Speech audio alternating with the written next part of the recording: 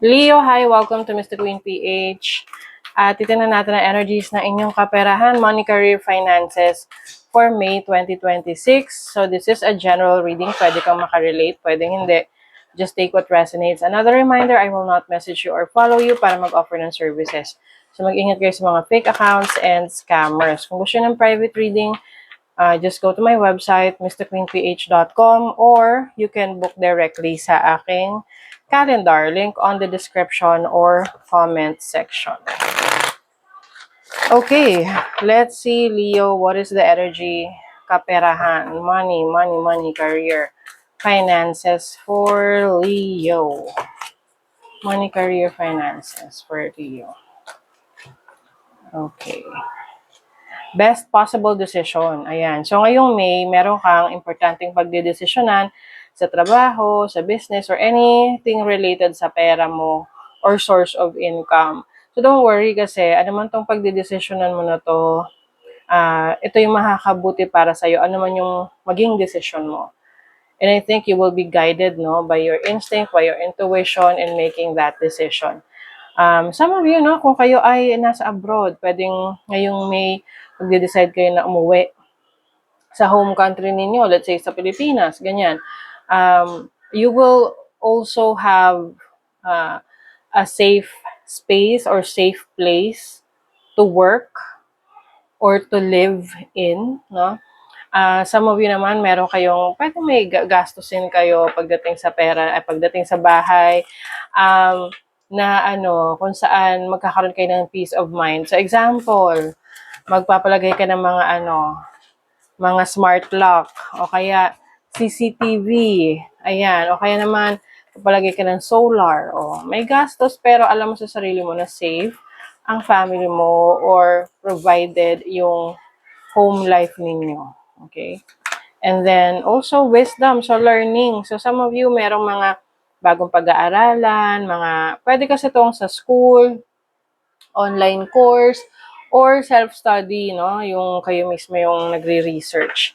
And this is about, yung mga realizations nyo about your experiences in the past pagdating sa pera. So, talagang pinatibay ka na ng panahon. Marami ka ng lessons na natutunan pagdating sa work, sa business, sa pera, kung paano i-handle yan ng maayos. Okay?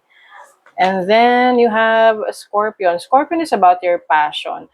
I think ngayong May, you will focus on your passion pagdating sa work. Can be your, yung talents and skill set mo. Na doon mo ibubuhos yung iyong actions. Kumbaga, let's say, halimbawa, ang isa sa passion mo ay paggawa ng mga short films. So, you will focus on that and titingnan mo kung ano yung magiging resulta nun para sa'yo kapag ibinuhos mo yung attention mo doon. So, whatever this is, you will see the results, no, nung resulta nung efforts mo in creating a new source of income. At the same time, masaya ka sa ginagawa mo kasi you are passionate about it. The wind. The wind is like an idea, no? Or messages coming through sa'yo. Maaring meron ka ring i-cleanse, no? I-release na mga stuck na energy. If you feel like, kung feeling mo na stuck ka sa isang situation, I think merong mga movements na gagawin ka wherein you will release your limitations. Kumbaga yung mga tinatawag na self-limiting beliefs. Yes. So that is also releasing of stuck energy and cleansing. And then Scarab. Ang Scarab, this is about second chances. So pwedeng merong renewal, pwedeng bibigyan mo ng chance yung sarili mo na i-explore yung passion mo na kung dati isinantabi mo siya, hindi mo siya binigyan ng focus at attention. because noong panahon na yon hindi siya practical para sa'yo. Let's say, magaling ka mag-paint, no? Magpinta, or kung ano man yung talento mo. Pero alam mo nung time na yon hindi siya practical na gawin, so iba yung pinurso mo sa career mo. And this time, you realize na okay, pinagbigyan mo na yung sarili mo dun sa ibang bagay, and now this time, yung passion mo na. So you're going to give a chance sa isang trabaho, career path, business, or anything that you are passionate about when it comes to making money. Okay?